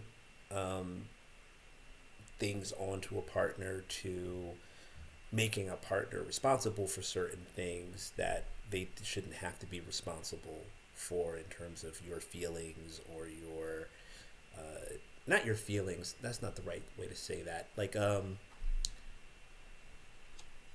can I say this right, because I have the scenario in my head. Well, give us the scenario. Well, it's sort of like, I need to feel good, and it's your job to do that, like your sole job. It's not my responsibility to find the ways to make me happy, or to like have you participate. It's an emotional burden. Like, it's your job to make sure that I'm happy. So that's, or if or I think more to your point is like, if I'm unhappy, it's your fault. Yes. And it's specifically things that you have to do to rectify that. And it's tricky because there are things that you could be causing harm because of things that you're not doing, or not paying attention to that person in a certain way. But I'm speaking specifically about if there's some type of harm that's outside of you that's happening, but because you're the partner, it's your job to figure out how to sort of to rectify it for that partner. But that can lead to, well, this is what's going to make me feel better. So if you don't do that, then you don't want me to feel better. So you do that so that I feel better, and that's a form of coercion. Facts. I don't want to get into the specifics of it. Wow, he really didn't want to get into the specifics of it. Oh, yeah. You froze. We were like, wait, what? No, I was just going to say, like, before I was married to Dale, I was in a previous marriage, and some of these things that I had to deal with in that relationship, that was difficult. And it was, kind of speaking to some of the things that Cristen was talking about, as a cis hetero male, I didn't understand what was happening exactly, because I had always been taught, like, well, those things don't happen to men, or more importantly, as a man, because I'm the quote unquote dominant figure, I can easily just brush it off. Yeah, or you could just do this, or you could do that, or like, you're the person in control because you're the man. So I was like, well, then maybe like your feelings are hurt. It's like, but my feelings can't be hurt. Like, I'm a man. Yeah, but I can't be sad. But more severe than even that. Yeah. So, and that's an example for toxic masculinity, if anyone's confused about that. But that's what I think about in terms of coercion in terms of in an intimate relationship, specifically like guilt and guilt tripping and, But and projection. And that can manifest itself sexually and I wasn't well. across the board. I wasn't thinking specifically just about sex. But you know what? Like, I definitely want to touch on this idea of like, because we when you hear coercion, we often think of like, you know, villainous or negative, or like someone doing something like they're the bad guy, right? And like one of the things in my personal relationships that like I stand by 100% is like you oftentimes you have to get rid of the idea of somebody being right and somebody being wrong, you know, because we are all complicated human beings dealing with different traumas and different like things that we've learned that like affect us in certain ways. And I'll be pretty candid about this. So like in my relationship, my partner, her emotional well-being is very much tied to like physical intimacy, you know? So it's like if we are not physically intimate for a span of time, like she does not feel good in the relationship, to the point where it almost feels like an obligation for me to engage in that way, you know? And then I almost feel coerced, right? Like, it's like, if we're not physically intimate, we're going to have a bad day, you know? And it's like, but you know, that's not her fault. Like, she's not doing it deliberately. She's not like, if you don't, be with me, then I'm going to fuck up the rest of your day. But it's like, you know, luckily we talk and we communicate enough to identify these things. And we can talk about like, okay, so, you know, why do you feel this way? Or even like, can we just get to an understanding where like, just because we haven't been physically intimate in a day or so doesn't necessarily mean that I love you any less, or that we can't like engage in other activities to try to reach the same level of intimacy or whatever. But it's like, oftentimes people have those behaviors that they don't realize they're doing, that like is a bit of a coercion. Like myself, sometimes when I'm in an argument with my partner, I will start verbalizing physical ailments. I'll be like, oh, my head hurts or my stomach hurts. And it happened, like, at first I'm like, well, it's because like that's actually happening. But it happens so much, like so like clockwork. Like if we're in an argument, all of a sudden I have a headache or like my stomach starts bothering me, that I have to admit, like there has to be an emotional, physical like connection to like me, like I'm possibly like looking for sympathy through being like in pain in a physical way to try to get out of the anxiety of the argument. And it's like I deliberately am not trying to coerce anybody. Like I'm deliberately not trying to like get you to feel sorry for me, but subconsciously I cannot deny that the pattern and that something like that is happening. And I think, you know, we need to acknowledge that like sometimes people who are being manipulative are not consciously being manipulative, and not like necessarily the villains that they're made out to be, although they do need to take responsibility for those actions. When and it happens, explanations are not excuses. and change their behavior. Yeah, and I think that the key to that, what you're saying, Baxter, is the communication piece, right? Like you may not be aware of it, but taking the time to like think about what's going on in your relationship, think about what's going on with you. And Caroline's been talking about this too, like figuring out what is going on with yourself in your own body. And that is really difficult sometimes because we have reactions, we have experiences that are buried really deep and we don't even know that they're there. Yeah. The thing and that defenses. comes up, defenses too, right? And like we don't even know that they're there until we hit it and we're like, oh, that was a thing. Okay. Damn. The thing that comes up for me a lot when I think about consent and coercion in relationships is the idea of entitlement, right? Like you are in a relationship with me, I feel entitled to certain things. Like I feel entitled to your time, I feel entitled to your body, maybe I feel entitled to your attention, right? And we're forgetting that that's still a whole separate other person or separate other people, depending on how many folks that you are in relationship with. And that you are still your own separate people. You aren't entitled to anything with that person or with those people. And when we start feeling entitled to that, that's when coercion and violence can start happening. And a lot of time, like one thing that really strikes me when I think about entitlement is like the idea of violence, sexual violence in intimate relationships, long-term intimate relationships. I mean, marital rape wasn't illegal in this country until 1993, right? So, and even in the 90s, it was still not prosecuted in the same way that like non-marital rape was, and to some extent still isn't, right? when we even prosecute rape, which is a whole other podcast, right? A whole other thing. But just that idea of entitlement, the idea of like, you're my spouse, you're my partner, ergo, I'm entitled to your body, therefore this can't be sexual violence. So entitlement is what comes up for me a lot. Yeah. I just gotta say, that's horrible. Yeah. That's... Sorry, I brought this down a really dark place. I'm really sorry. No. It's a place we have to go. Yeah. This is why nobody invites sexual health educators anywhere. We drag it down. Right No. You're not. It's just that's super powerful to know, because it sort of encapsulates everything that we've been talking about. Like these things have been ingrained so much into society as norm, and norm literally meaning, in this case, what I'm saying is like accepted, consenting, this is how it's supposed to be. Yeah, this is how it will be. Right. This is okay. Just part of life. Right. It explains a lot why there's so much pushback to these things, and why, to kind of what Baxter was saying before, like there are people that, and I think you also said it too earlier too, Cristen, it's just like people are doing these things and they're not always necessarily like, haha, or like, I know. It's like, twirling their mustache. That's what I've been told is what we're doing. That's what I'm told is what is okay. And now you're coming along and flying in the face of that.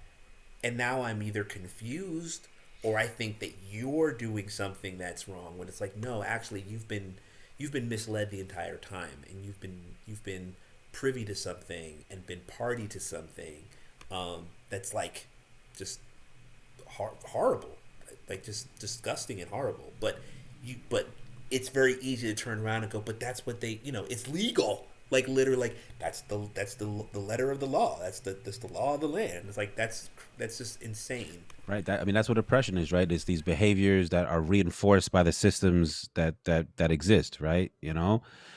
Like misogyny, the reason it perpetuates is because when these things go to trial, or when these things are brought up, the systems are like, it's fine, it's all right. The word that keeps coming to me is complicit, which I don't know if we've brought up yet, but I think we talk about that with like white supremacy. Are you complicit in right? In all the different systems of oppression. And another thing it brings me back to is, Baxter, when you were talking about, you can't even begin to imagine a world where as a man, you're not in control. It made me think of a podcast episode of the podcast Justice in America with Josie Duffy Rice and Clint Smith. And it's an episode with Miriam Kaba on prison abolition. And it's an incredible episode. I return to it often. And one of the many things I appreciate in the episode is that sometimes people get stuck in joining in on prison abolition because they can't even fathom a world without criminal punishment. Yeah. But we're just not being imaginative enough to start. So many things. And so I think that what I so appreciate about your admitting, like, you can't imagine that world, is that like, it's true. And I'm working hard to imagine a world where my white privilege doesn't exist. I'm working hard to imagine a world where my cishet privilege doesn't exist. And, and simultaneously, I'm wrestling with the other ways I have experienced oppression as a woman, as a Jew. Anti-Semitism is its whole other podcast episode, as Mikal I've learned you like to say, but because that's a fascinating beast in all of this. But I think that, I just so appreciated when you said that, Baxter. And then when folks were adding on to everything that's been discussed in the last few minutes, it felt like it came full circle. And if I can add one more thing, Dale, to the question you asked, when you asked the question about coercion and intimate relationships and intimate partner violence, I got very emotional and almost started to cry. And I think it was because it makes me just so sad and heartbroken and devastated to imagine how many people on this earth have experienced intimate partner violence and sexual violence within committed partnerships that have not been given the space to name it for what it is, and that it was even made possible in the first place. Yeah. And it's just like, I'm a survivor of multiple accounts of sexual assault and rape, and like it's odd that the thing you shared that made me most emotional so far in our conversation was a thing I haven't experienced, but that my heart just like breaks that like this is occurring, and we let a world happen where in the other atrocities we let happen, we let that be quote okay, and people think they can, going back to the word entitlement, it's just adding to the list of unconscionable atrocities. It's crazy. Like, just my own personal experience, it was like, a couple years after that happened to me, I was in a meeting. I was in the Marine Corps Reserves, and we were being taught as NCOs and non-commissioned officers how to deal with our junior Marines who have experienced sexual assault. And we were watching slides and listening to testimony of Marines that experienced different things. And I had experienced so many of those things, and no one had ever explained to me that any of those things were rape or sexual assault. And I was just there, and I could see one of my gunnery sergeants was looking at me like, are you okay? Because I'm sure I was like flushed and like embarrassed, and mostly because like I saw myself as a very intelligent feminist woman, and it's like, how did I not know I was raped? Like, Right. but it's like, even like, let's say I walked down the street and I ran into my ex-boyfriend who I had this experience with, and I told him, you raped me. He wouldn't believe me. He'd be like, we were together for 4 years. We were talking about getting married. They don't know. That's how insidious these things are, though, right? Because like, while you are the victim, right? Like you both are indoctrinated so much that nobody identified what's happening, you know? And it's like, even when I think about, like, you know, I think we all grew up in the 90s, like it was, the homophobia was ridiculous. It was almost like the flavor of beverage. I remember I was I work at my place I work, there's like Gen Zers, right? People who like the 90s might as well be the 60s, right?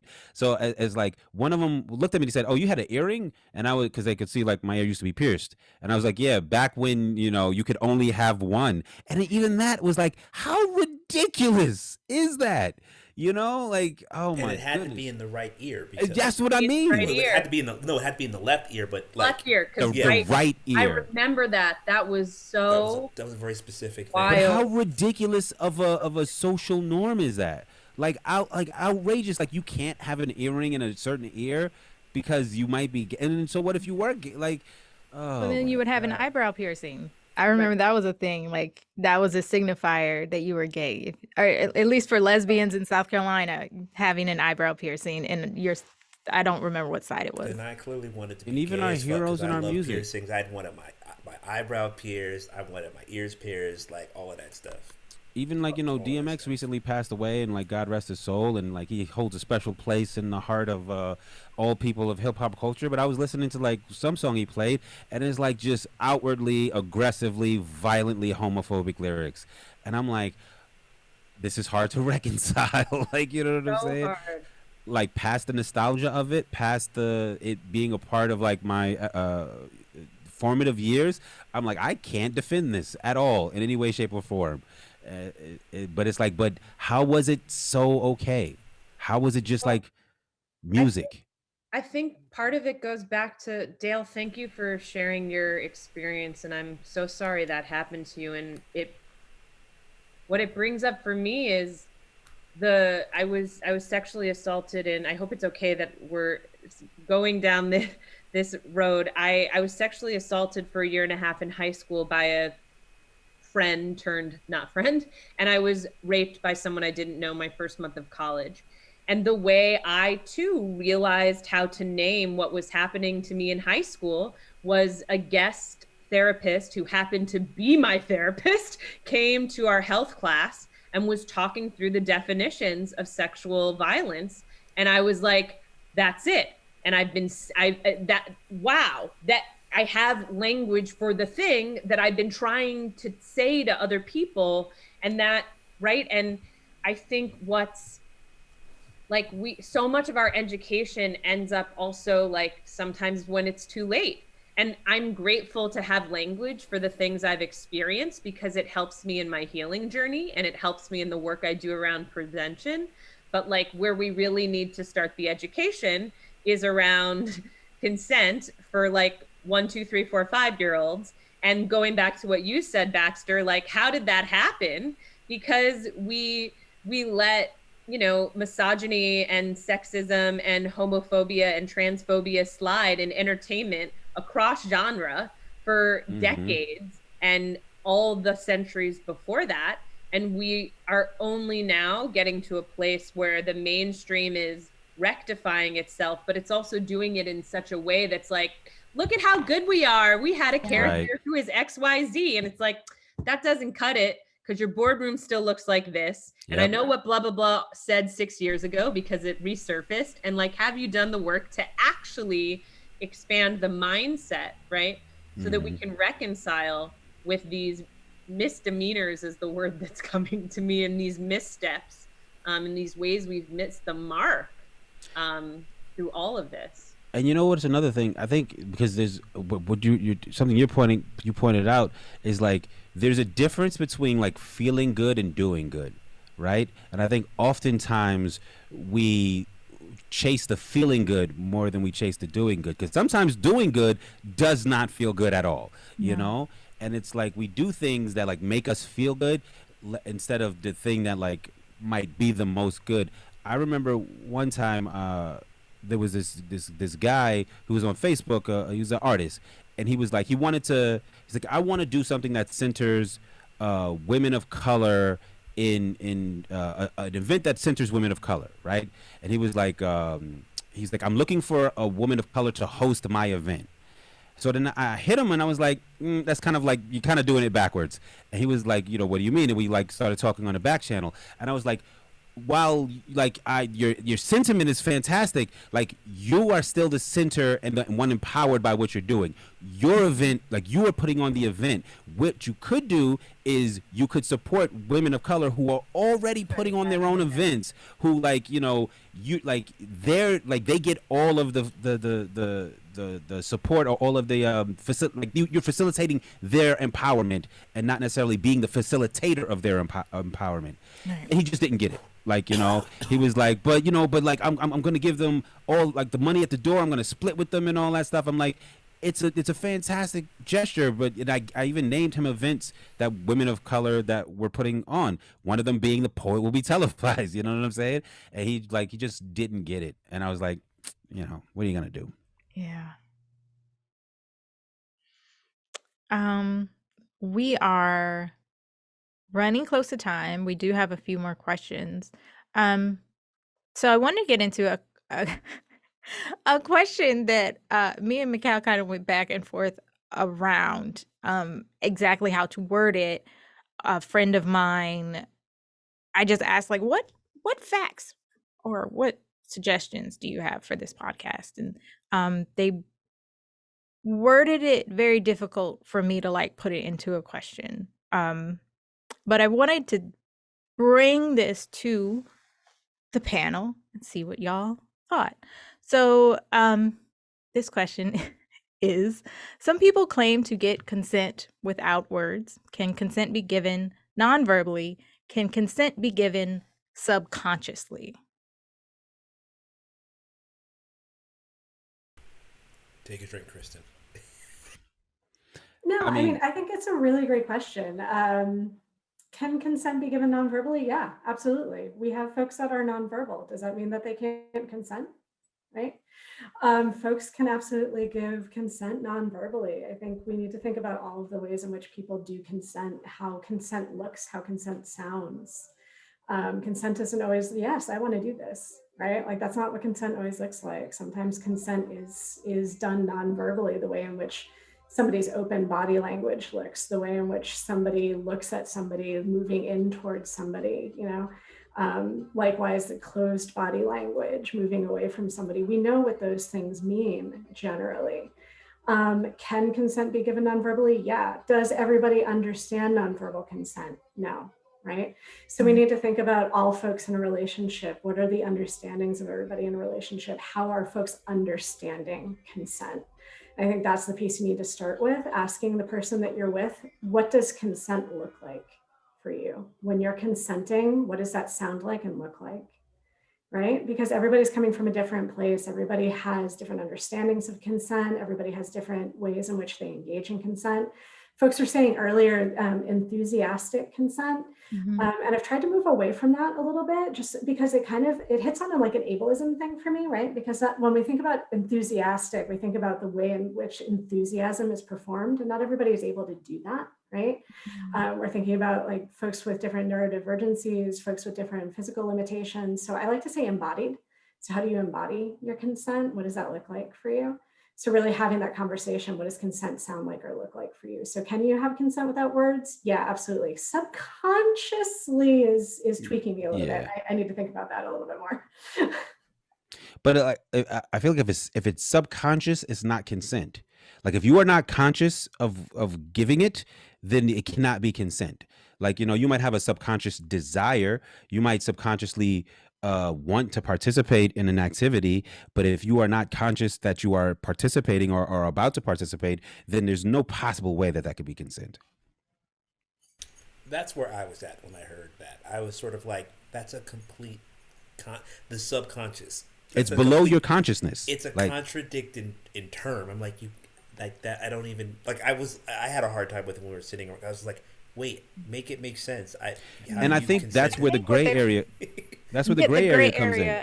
And I think what my friend was trying to bring up was coercion and manipulation and the ways that we've normalized those things and how people can like play into it and be like, I guess I do want to. You could look at it like, you know, people say, oh, look at the way she's dressed. Like that could be a thing of like subconscious consent. Like if she wasn't dressed, like she didn't want male attention, she wouldn't dress like that, right? Like that could subconsciously, she must want male attention. But it's like, no, if it's subconscious, it's not consent. Like, you know, unless somebody is conscious that they are engaging in this, then it can't be. Yeah, that's where I fall. And even that example you're talking about, when you realize break those things down, it's like wild assumptions. Because one, you're assuming that this person is dressing for someone other than themselves. Two, you're creating a definition of what you're considering is a quote unquote thing that's saying have sex or I want someone to do something. That's not that person's definition because you haven't had that discussion with them. Yeah. It's just a rationalization for people's fantasies. Like people want to achieve their fantasy and they don't like being told no or they blow to the ego when you realize you are not in return someone else's fantasy. So you rationalize it. You're like, oh, they want me to holler at them. They like look at the way they're like, no, man. If they wanted you to holler at them, then they would embody consent when you hollered at them. A really powerful essay that just came out. It's an excerpt of a new book by Melissa Febos. The book's called Girlhood. I just started reading it. And the essay that was in the New York Times is called, I Spent My Life Consenting to Touch I Didn't Want. And I think it goes back to what we've been discussing throughout our time together of what are the ways we've become complicit into things and haven't been given the language, the tools to start to recognize what our needs, and we end up in situations where other people are performing roles of what they've been told they're supposed to behave like. And I love, Cristen, what you said about moving away from enthusiastic consent and how that can be ableist and how important it is to have the conversation about the conversation. Like it's why, like, you know, when I facilitate workshops, as I know a lot of facilitators and educators do, there's a list of, you know, we give the agenda, we go through some group agreements and guidelines. And so that is to set up the terms before we even have the conversation or the workshop so that it's clear, right? And, you know, as a performer, it's trickier when it's like, if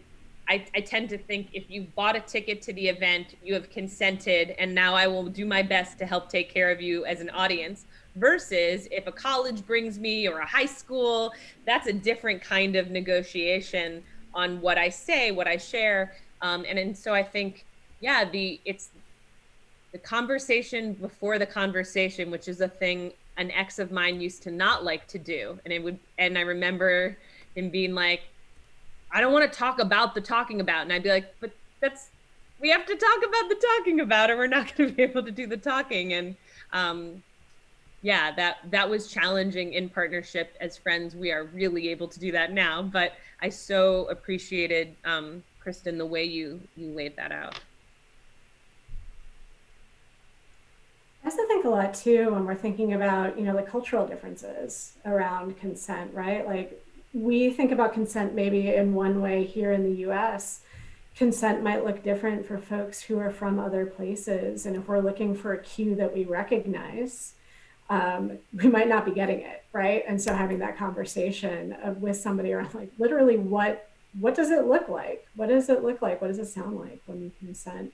And I will also mention, going back to the embodied piece, that that idea was originally planted for me from a really brilliant educator by the name of Bianca Laureano, who does amazing work around sort of decolonized sex education. And just the idea that like thinking about what are the ways that we engage in sex and how do we perform that and how are we setting up expectations for people to fail when they don't meet our expectations around that. So something that I'm constantly sort of thinking about with that.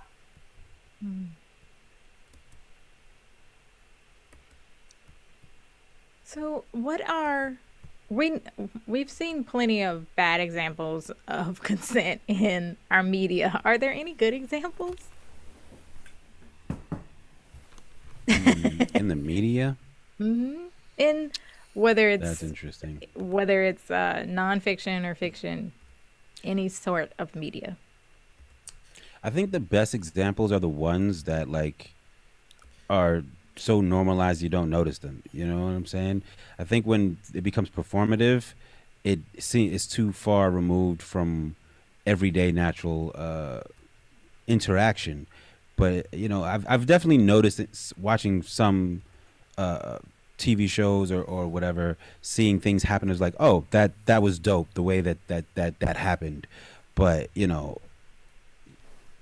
I think media is escapism, like so it's like it's not always supposed to be like on the nose. It's not like the Dare commercials in the 90s of like the people getting offered drugs in ways that you'll never get offered drugs in your life. Hey kid, why don't you come over here and try this reefer? Like, that'll never happen, Quick side note, it blows my mind that Dare shirts are now in fashion.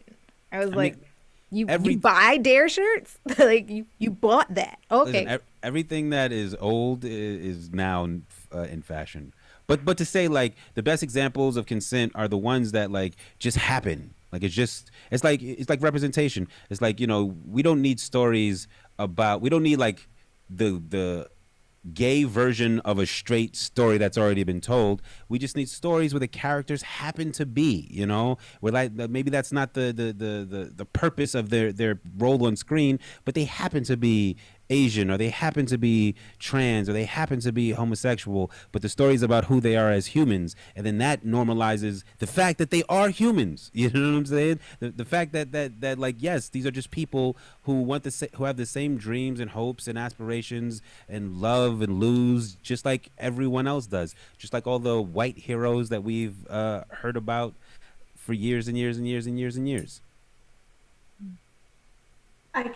There's one example that I really love that I use a lot from the show Cloak and Dagger, which was sadly canceled. I love that show so much. I was so mad that it was canceled, but I'm a big like Marvel comic nerd. But there was a relationship between Tyrone and Evita in the show. So Tyrone, the lead character, and Evita, who is his on and off again girlfriend. And they are kissing, and he actually asks, do you want me to slow down? Right? Like there's an actual explicit, do you want me to slow down? And he waits for her response, right? And it's enthusiastic, and they keep going. It's in a really, really sweet scene. And it's one of the few times that I've seen that actually explored, and it wasn't like forced, it wasn't like trite, it was just really organic. And they're both really awkward in the scene. It's really sweet. But it was one of the best examples I've seen is sort of in a TV show. And I was additionally really excited because it's a young adult show. So I thought that it was a really nice way to kind of put that in there for folks who really need those examples. I thought of an example, but it's also wrapped up in a problematic movie. Have you ever seen Scott Pilgrim versus the World? Yeah. Scott Pilgrim's a douche throughout the whole thing. He's really not a good guy. But there's one part about it that was like pretty dope.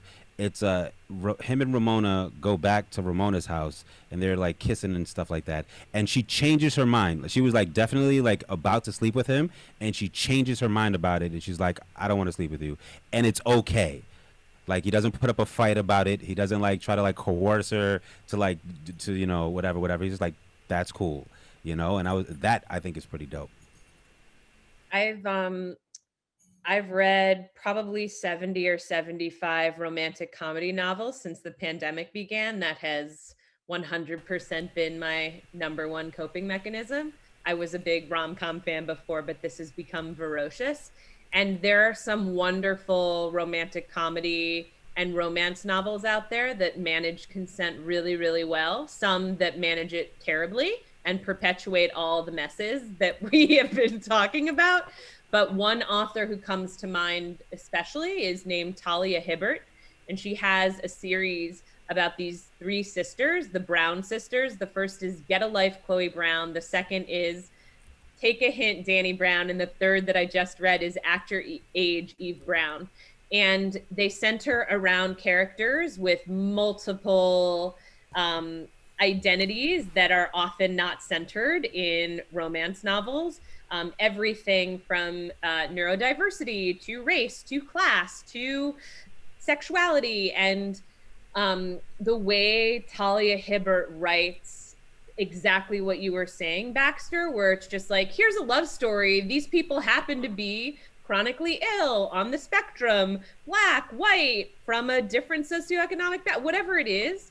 But the way she and so many other authors manage consent really well, I think because there are all these other things that are coming up in the novels, it's a great opportunity to do all the things you were describing, Cristen, of what does consent look like for you? And it just naturally comes into the writing in a way that, like, I don't know, as a reader, it's just like, this is even hotter and this is even sexier because everyone's just being honest and communicative with each other. Like, okay, here I am, love it, you know? And then a day later, I finished the book.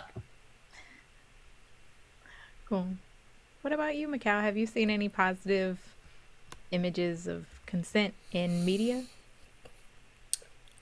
You know, to be honest with you, I was trying to, as everybody was talking, my immediate response was like, I'm sure that I know of some, but embarrassingly, I can't think of any. And if I did, it'd be an independent media. Like, I can't think of any popular media ones that I would cite. And even after hearing everyone's, I can't think of, I really can't. I can't think of one. And I know there has to be. But I can't think of an example in media. And I don't know if that's my deficiency or. You know who was the worst though? Aladdin.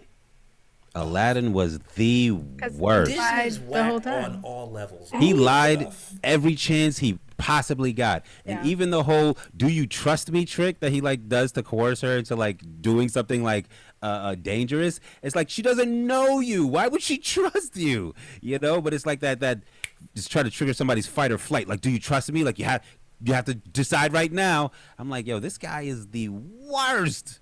Anyway, Disney heroes usually are the worst. Disney, I like Disney Plus because I'm also. They're getting a little better.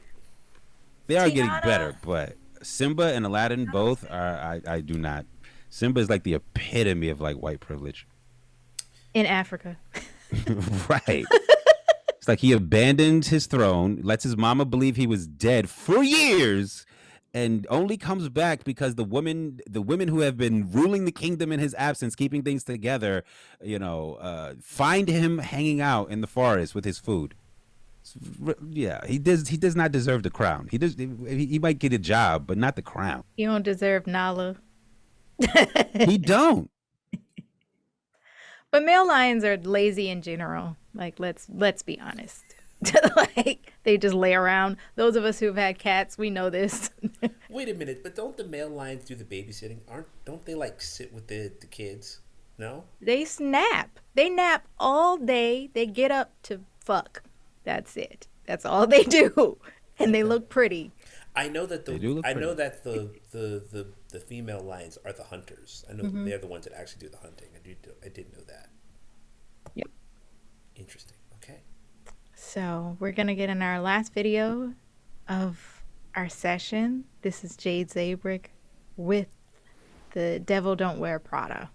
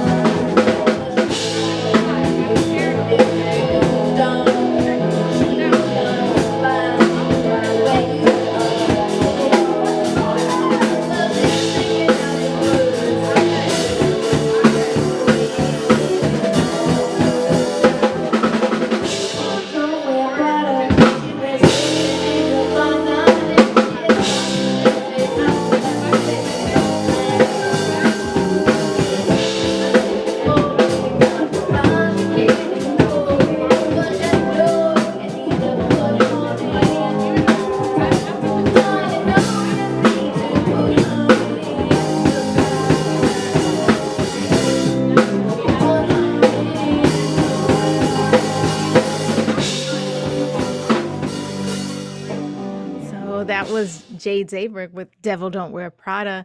And we are wrapping up our show, our talk about consent. I hope it's been informative for everyone. I hope everyone is still grounded. If not, take a big breath. Let's inhale and exhale. So thank you, Cristen and Mikal and Baxter and Caroline for being here with us. Thank you, Jade, for having the podcast on Skye's Crescent Radio. Please, everyone, subscribe to us on YouTube and follow us on Instagram at Skye's Crescent Radio. And we will see y'all next time on the Poet Podcast.